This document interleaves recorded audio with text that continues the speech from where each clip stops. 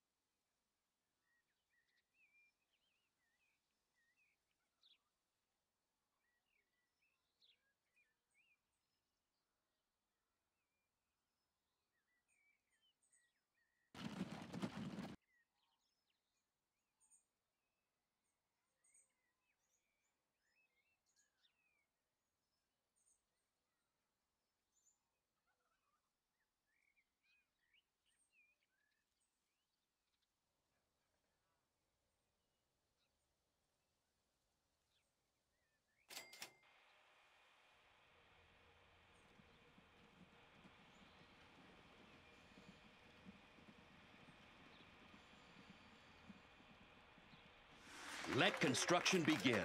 In order not to fritter away our meager starting capital already on the first leg of the journey, it'd be sensible to choose a route that avoids costly blasting operations to build tunnels.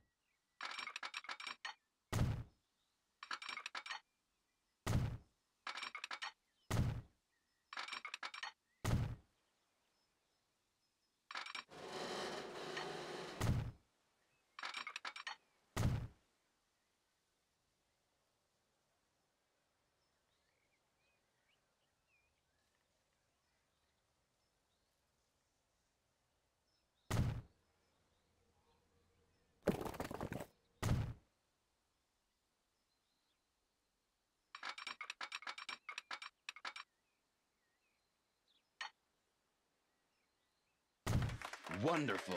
This one leg completed already. However, Those damned Indians. They're sabotaging our work and are said to have physically attacked some of our men. We need to do something. We have various options. Either we buy them a piece of land of equivalent value, which could get pretty costly, or we could settle it the old-fashioned way, which would probably cost us our good reputation in certain circles. Or else we could try to bribe them with firewater, although its consumption is known to make one rather aggressive.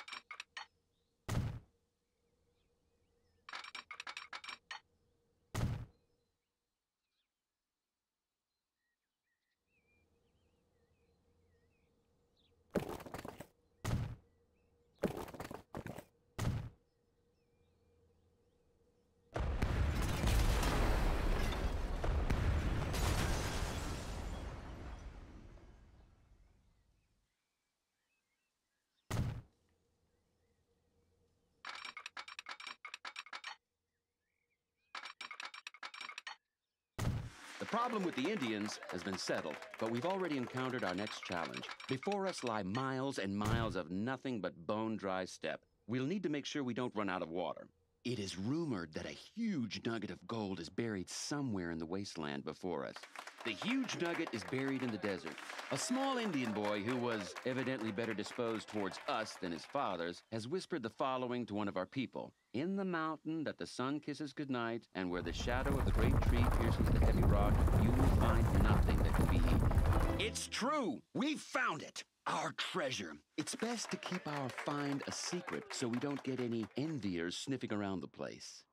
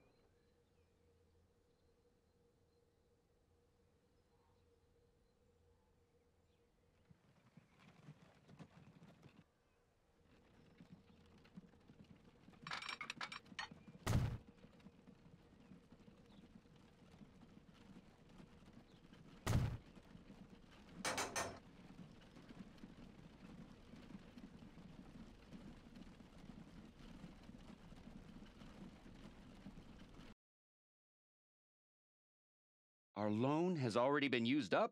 The investors won't like that. But if we ask nicely, maybe they'll give us a little bit more.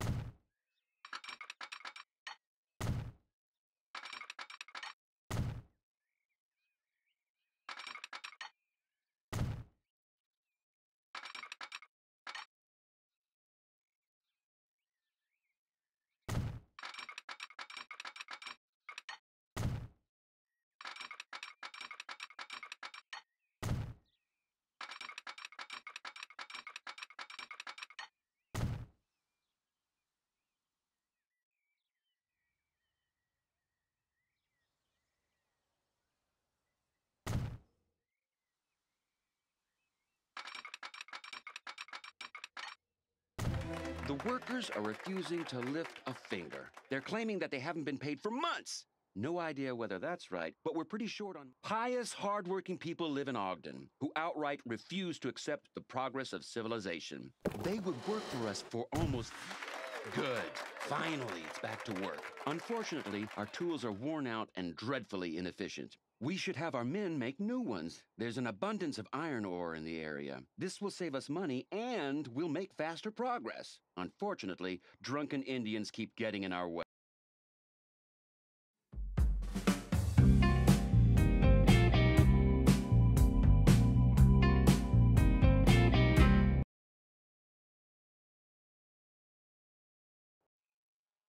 The problem with the Indians has been settled, but we've already encountered our next challenge. Before us lie miles and miles of nothing but bone-dry steppe. We'll need to make sure we don't run out of water. However, there should be iron ore deposits that we can exploit to earn a bit of extra money and to produce tools.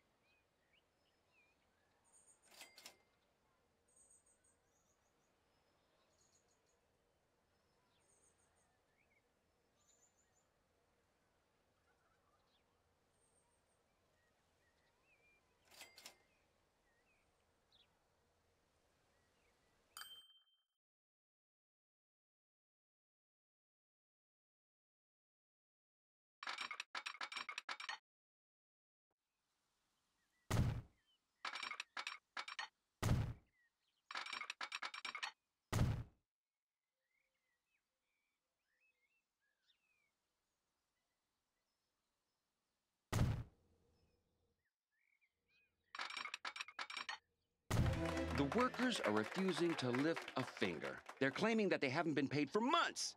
No idea whether that's right, but we're pretty short on money, and it's only a matter of time before the investors pull the plug on funding us. We could put off paying our guys until next month and promise them double wages in return. Or there's another alternative over in Ogden.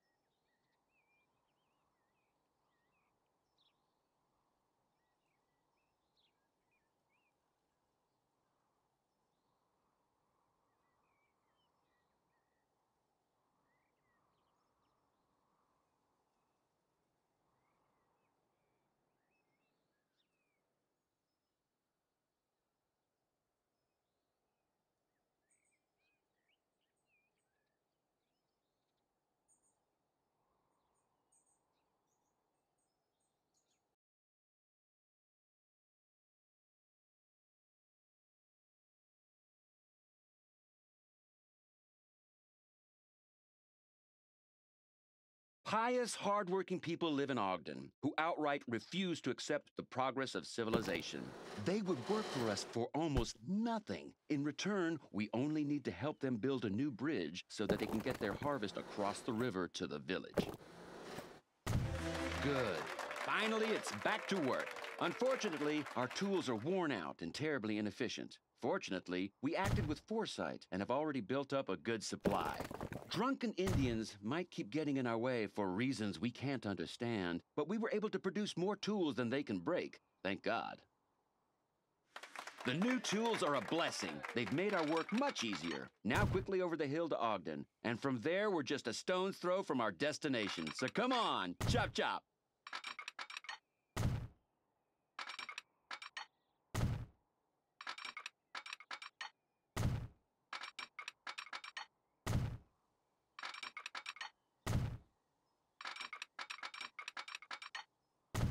We'll soon be done, but we're running out of time. We'll need to make haste if we don't want to become a laughingstock.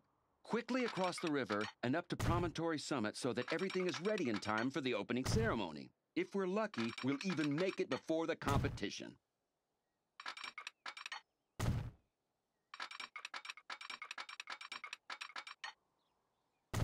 The investors are highly displeased with the wasteful squandering of their resources, as they put it. If only they knew what everything costs.